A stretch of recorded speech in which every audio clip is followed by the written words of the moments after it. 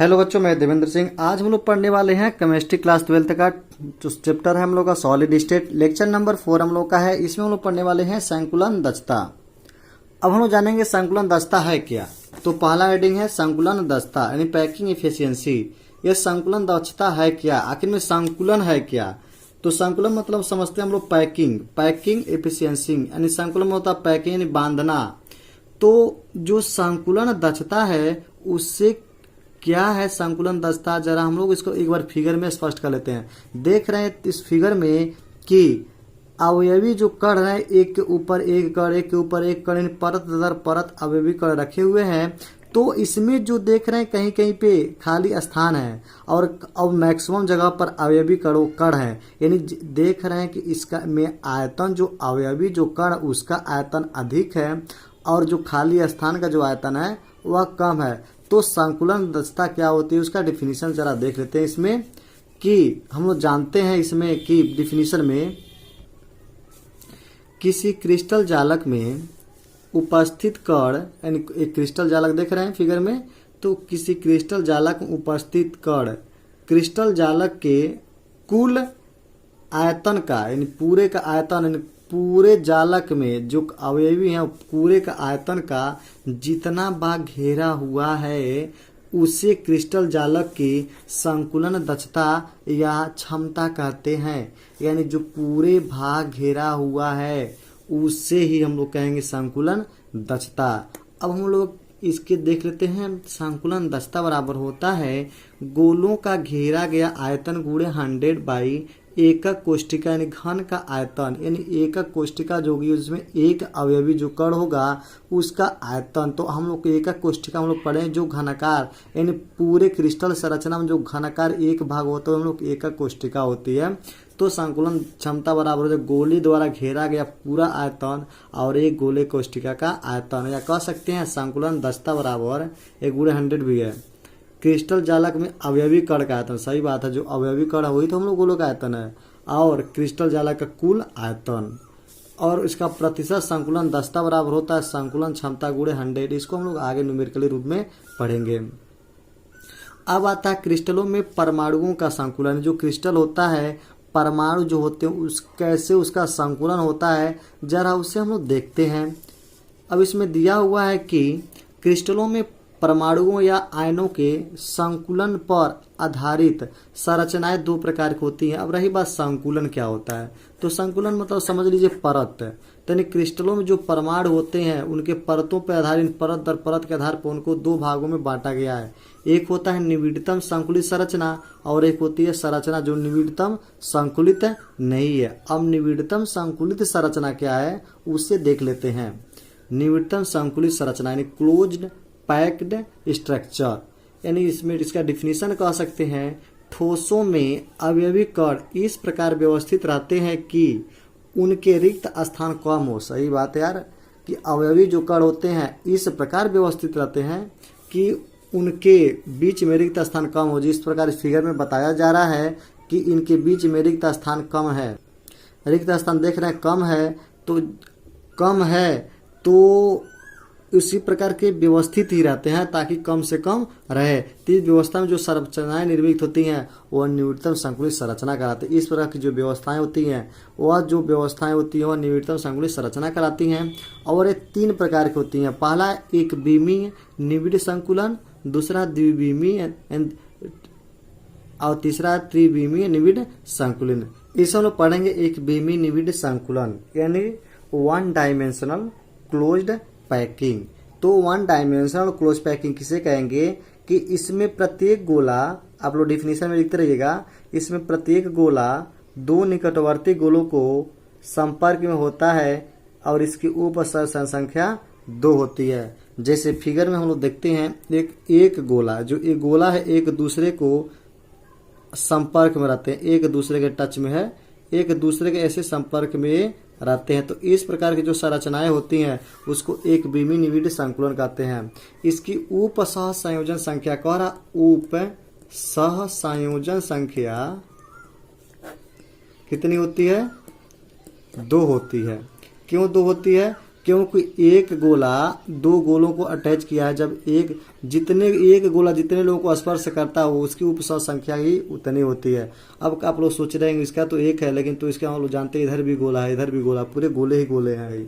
दूसरा हम लोग का है द्विविमीय निविड़ संकुलन। आप लोगों को हम इसका डिफिनीशन जो होगा उसको हम बोलकर आप लोग को समझा दे रहे हैं, ताकि लिखने में हमको दिक्कत भी नहीं होगी और आप लोग समझने में आसानी भी होगी। अब दूसरा पढ़ेंगे द्विविमीय निविड़ संकुलन and two dimensional closed packed. And जो टू डायमेंशनल क्लोज्ड पैक्ड होगा वह कैसे एक के ऊपर एक रखा जाएगा उसको हम जानते हैं। तो हम जानते हैं कि द्विविमीय निविड़ संकुलन जो होता है वह एक के ऊपर एक दो तरीकों से रख सकते हैं, यानी कह सकते हैं द्विविमीय निविड़ संकुलन संरचना दो प्रकार की होती है। पहला प्रकार है द्विविमीय वर्ग निविड़ संकुलन और दूसरा है द्विविमीय खटकोड़ी निविड़ संकुलन। मैं आप लोगों को मैं नोट्स के माध्यम से समझा रहा हूँ, इसको समझने का प्रयास कीजिएगा। थोड़ा राइटिंग बहुत जल्दबाजी में लिखा हुआ है, राइटिंग अच्छा नहीं है, थोड़ा ध्यान से देखिएगा, अभी समझते रहिएगा मेरी बातों को। अब दूसरा कह रहा द्विविमीय जो निविड़ जो संकुलित संरचना जो है टू डायमेंशनल जो क्लोज पैकिंग है उसका देख लीजिए। द्विविमीय में ठोसों के अवयवी कण, इसलिए मैं आप लोगों को बता दे रहा हूँ इससे कि आप लोगों को नोट्स बनाने में कोई दिक्कत नहीं होगी, नहीं तो मैं उसी तरह से बता देता। आप लोगों को नोट्स बनाने में थोड़ा बहुत दिक्कतें होती है, इससे दिक्कत नहीं होगी।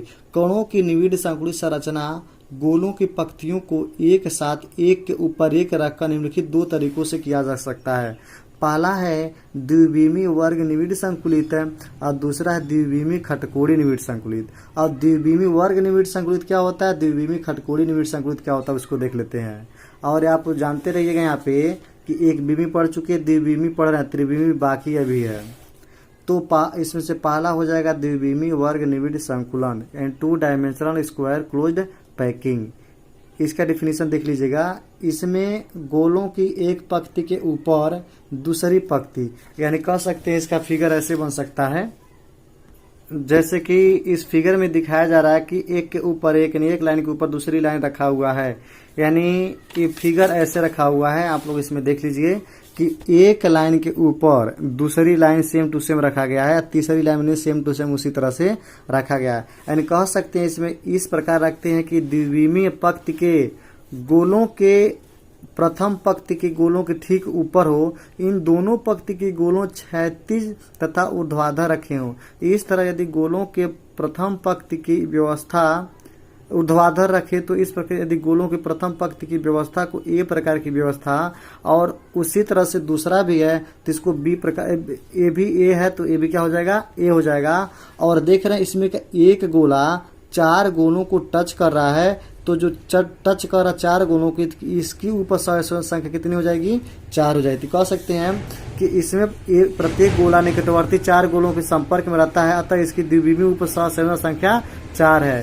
इन चारों गोलों के केंद्रों को जोड़ा जाए तो वह वर्ग प्राप्त होता है, अतः संकुलन को द्विविमीय वर्ग निविड़ संकुलन कहा जाता है। यानी देख रहे हैं कि इन चारों गोलों को यानी केंद्रों को जोड़ रहे हैं तो एक वर्ग प्राप्त हो रहा है, तो इसीलिए इसका नाम हो गया है क्या, द्विविमीय वर्ग निविड़ संकुलन। अब दूसरा हम लोग पढ़ेंगे द्विविमीय खटकोड़ी निविड़ संकुलन। जो द्विविमीय निविड़ संकुलन वो दो प्रकार का है। पहला द्विविमीय वर्ग निविड़ संकुलन, इसको तो पढ़ चुके। अब दूसरा जो हम लोग का है द्विविमीय खटकोड़ी निविड़ संकुलन, यानी two dimensional hexagonal close packed. यानी इसमें जो होता है कि देखेंगे द्विविमीय खटकोड़ी निविड़ संकुलन two dimensional hexagonal closed packing packed. तो इसमें देखेंगे जो इसका एक गोला होगा, मान लीजिए इस गोले को बी मान लिए हैं, इस गोले का नाम दिया है बी, तो ए हम लोग का है बी गोला, एक दूसरे से अटैचमेंट है ए वाला, ये पहला परत देखिएगा बी वाले परत। अब जो ए वाला जो परत होगा बी वाले परत के अवनमन में उपस्थित होगा। अवनमन मतलब होता है इसके और इसके जो बीच का जो भाग है इसके ऊपर सीधे ऊपर उपस्थित होता है। तो दूसरा गोला जो होगा इसके फिर से इसके अवनमन में, तीसरा गोला फिर से इसके अवनमन में। यानी जिस तरह से फिगर में दिखाया जा रहा है कि ये देख रहे हैं एक गोला जो परत बी है चाहे परत ए है एक दूसरे के अवनमन में उपस्थित है, तो यह जो है फिगर देख रहे हैं, फिगर में देख रहे हैं इसको बी कह रहे हैं तो इसको ए कहेंगे। तो इसके बाद जो गोला फिर से उसके अवनमन में वह है, जैसे मान लीजिए इसमें देखिए कि इसके अनुमान में यह है और इसके अनुमान में यह है, तो एक दूसरे के अनुमान में प्रत्येक यानी उसके ऊपर का परत उसके अनुमान में, उसके ऊपर का परत उसके अनुमान में, तो एक ए होगा तो एक बी होगा, तो इसमें जो संरचना प्राप्त होगी ए बी करके संरचना प्राप्त होगी। तो इसमें आप लोग थ्योरी लिखना चाहेंगे तो थ्योरी आप लोग को दिया हुआ है, थ्योरी इसमें से देख करके लिख लीजिए। और इसमें देख रहे हैं कि जो इसमें बीच का जो भाग है यानी ए देख रहे हैं, इसका यानी ए वाला भाग देखिएगा तो इसमें दो त्रिभुजाकार भाग होगा। एक तो नीचे की ओर देख रहे हैं यानी एक ऐसे होगा, यानी एक ऊपर की ओर और एक नीचे की ओर, यानी कह सकते हैं ऐसे एक नीचे की ओर। तो एक देख रहे हैं कि नीचे की ओर है और एक ऊपर की ओर है, ये ऊपर की ओर प्राप्त हो रही है यहाँ से ऊपर की ओर, और एक नीचे की ओर। तो जो ऊपर की ओर जो त्रिभुज प्राप्त होकर रही है तो इसको हम लोग कहेंगे आर्धमुखी, और जो नीचे की ओर प्राप्त हो रही है त्रिभुजाकार उसको कहेंगे ऊर्ध्वमुखी भाग। जो आप लोग इसमें दिखाया गया है आप लोग समझ लीजिएगा, इसमें आप लोग इसमें देखकर समझ सकते हैं, लिख ले सकते हैं। और जो बातें बताएं और सेम टू सेम उसी तरह से इसमें लिखा भी गया है। अब त्रिविमा जो निविड़ संकुलन होता है दो तरह से होता है, उसको हम लोग नेक्स्ट अगले वीडियो में पढ़ेंगे। तब तक के लिए धन्यवाद।